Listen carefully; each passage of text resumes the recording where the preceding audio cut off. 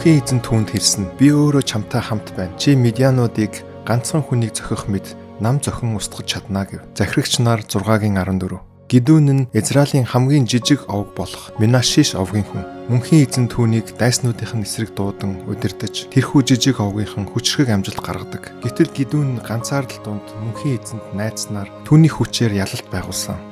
Бусдын нөлөөнөөс болж бид өөрсдийгөө сул дорой гэж боддог. Гэтэл мөнхийн эзэнд итгэж найдаж түүний үгийг дуулууртаа дагснараа бид түүний хүслээр, түүний хүч чадлаар амжилт олох боломжтой гэдгийг Гидеоны түүхээс харж болдгоо.